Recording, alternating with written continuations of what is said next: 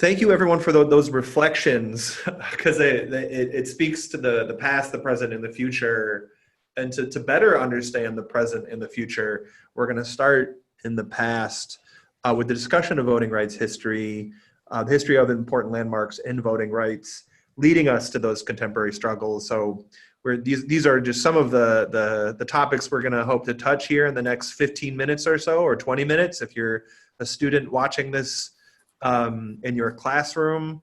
This is going to be hopefully everything you need to know about the history of voting rights to understand where they are today in about 20 minutes. Is it? We didn't discuss that, so you guys are like, come on, that's too much pressure. But what I'm going to do real quick here is I have a set of images that were shared from Rob that are going to be kind of the backbone of this conversation. So sort of a series of primary documents of different forms and formats that we're going to use as the backbone of our conversation here. So Rob, why don't you tell us what we're seeing? I think you might be the point guard here in this game of pickup basketball. Well, these are a set of images that chronicle the moment of the abolition of the institution of slavery, and then also the earthquaking changes that occur in this moment where the United States is experiencing its first experiment with racial democracy. Obviously, this image is capturing not only the experiences of enslavement, but then also it captures the familial journey toward some semblance of citizenship. And you see, obviously, Abraham Lincoln and his role in this what would be called a political cartoon of the time. And so this comes out of the Reconstruction era, and it captures that moment of emancipation and the way that folks are moving from a particular state of enslavement and into the treacherous terrain that becomes the journey toward full citizenship that we're still negotiating today. I'll move to the next image here, and also yeah, go ahead. Just real quick, part of what we have to always be mindful of is that the 13th Amendment and its limitations, and even the grand nature of the 14th Amendment, voting has always been reserved for elite, politically elite, economic elites in our country. Voting has been a practice that has oftentimes excluded more people than it included. The 13th Amendment didn't necessarily guarantee that folks would be able to engage in the political process, although the assumption, of course, is that if you are indeed a citizen, if you are no longer shackled in the institution of slavery, then you should be able to engage in that political process. But that gets us to some fundamental questions of who indeed has been welcomed into the broader body politic, and who can have a say about what the political trajectory looks like. And the 13th Amendment is limited in that respect. I would agree with Rob on that. It's been more exclusionary at that point, and certainly left out women. Right now we're celebrating the 19th Amendment, its 100th year, and certainly left out women early on in the process. It left out the Native American community in this country. So it really had a focus that was pretty much focus on the white male community. Yeah, and I want to add, I think when you think about like the founding of the United States, right, we're looking at this idea and the kind of the creation of race as a reason, as like a marker of citizenship. It was also a marker of being a human, and like who's human, who's not, right? And thinking about the 3/5 clause. And so this idea that, right, like whiteness is the only thing that's associated with citizenship becomes, I think, really important as we look at how groups, particularly non-Black groups, try to associate with whiteness to get citizenship, right, over time. And kind of, I think it becomes really, I think, a way in which, to your point, Rob, of keeping more people out than bringing people in. And even today, I think that there's ways in which the exclusion happens, maybe not so explicitly around race, but the ideas of who is worthy of citizenship, who's worthy of having that right to vote, right? When we think about all the work that you've done, Rob, around felons, right? Like just those kinds of conversations, I think, are about it's kind of like this kind of core idea in American politics around being a citizen and the rights that come with that, and it's about rights as a U.S. citizen, but also I think kind of human rights, right? That Yeah. people try to, I think, struggle with a little Absolutely. bit. Absolutely.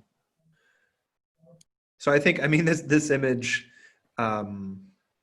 really underscores a lot of what you just said, right? Like of Absolutely. like who has humanity and who doesn't. I mean, who even has a right to exist within the world without looking over their shoulder. Well, and you know the last image, and you know we can keep going through them. The last image really emphasizes that the moment of the eradication of slavery presents a whole other set of clashes that are the extensions of the Civil War, and that for the young people who listen to this, the question is really simple: where did the Confederate soldiers go after the war? You know, they went back home.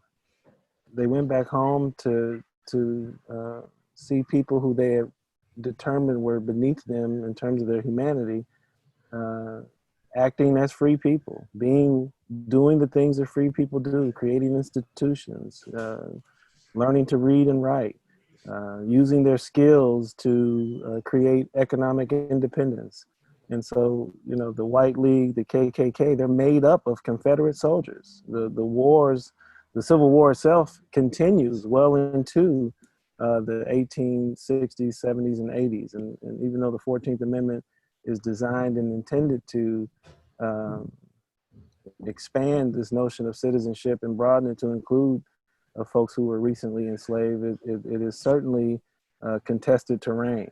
It's an environment that is far more violent than we could ever imagine. The election of 1868 was probably the most violent election in American history that went undocumented. We know the history of communities, entire communities that were destroyed, and it's clan violence that is rampant in trying to make sure to curtail the political expansion that African Americans are exploring in the immediate aftermath of the Civil War. And then the 15th Amendment, you know, as we know, doesn't actually give an affirmative right to vote. It suggests that you can't deny the right to vote on account of race, but then there are all these other mechanisms that then become part of the voting landscape. As we see these gentlemen here, you know, the 15th Amendment doesn't do what we assume it was going to do, which is to secure the right to vote. Instead, we get literacy tests and poll taxes and grandfather clauses and other mechanisms that are used to, again, restrict voting for white populations overwhelmingly, and more specifically, white elites in the South.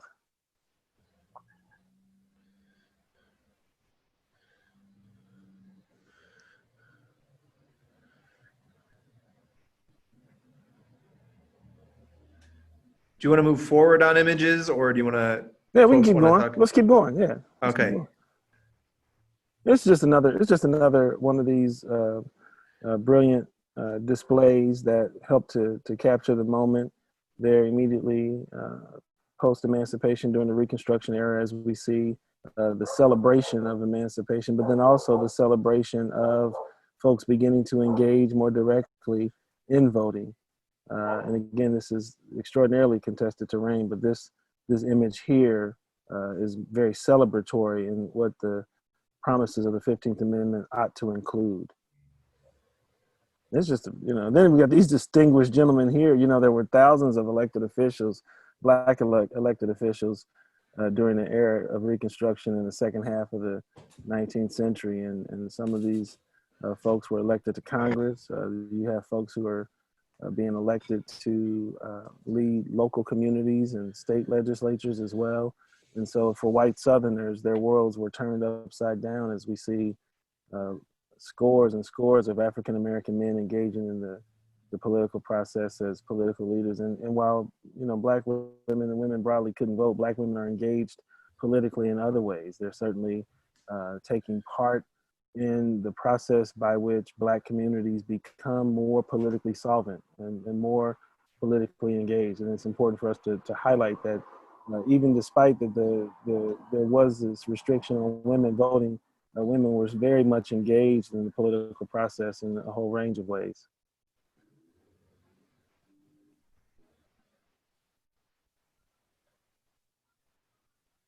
I just thought this was great ephemera from an archive.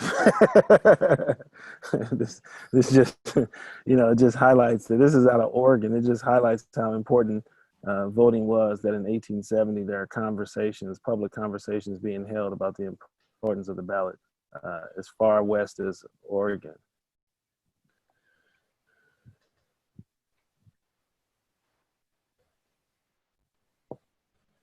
You know, literacy tests embodied a whole range of practices. Some of that included questions around interpreting the U.S. Constitution, interpreting state constitutions. It was really up to the registrar, who had complete determination and control over who might ultimately be allowed to vote.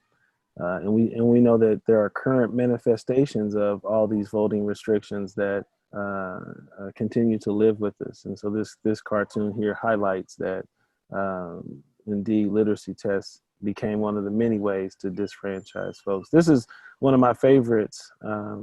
It's as menacing of an image as possible, but it is used as racial propaganda. You see here the Black incubus sitting atop a ballot box. This is what happens when you allow Black people to vote in the emerging Jim Crow era. Obviously, Black men who are pictured here as this creature with talons and a tail. And I mean, is there a difference between that and a president directly addressing suburban housewives and talking about low-income housing? I mean, is there any difference between this image and that exact gesture? I mean, they feel so. I guess point is, there's just a really long legacy of this kind of. Well, you know, and we should probably let's talk about the voter ID laws. I mean, this is. Well, I was just going to say, like, I think what's interesting is that we've gone from, right, there's this fear of the Black voter to the ignoring of the Black voter for a long time, like, doesn't matter, not enough, to, I think, kind of coming full circle to, like, we should be worried and working hard to disenfranchise them, figuring out ways to think about both to keep them from the ballot and then to mobilize individuals to potentially vote against their interests. So to your point, Adam, like, I do think that's something that's happened for a long time. And that this image probably is really salient today as it, you know, as it was back then. So. Well, in the arguments around voter fraud, who's going to commit voter fraud? Right. And our own legislature said it very clearly. Felons, which creates the imagery of the Black person who's incarcerated, who's going to commit voter fraud, and then immigrants, right? The Latino voter who is somehow or another going to commit voter fraud, even though there is absolutely no evidence of voter fraud ever occurring.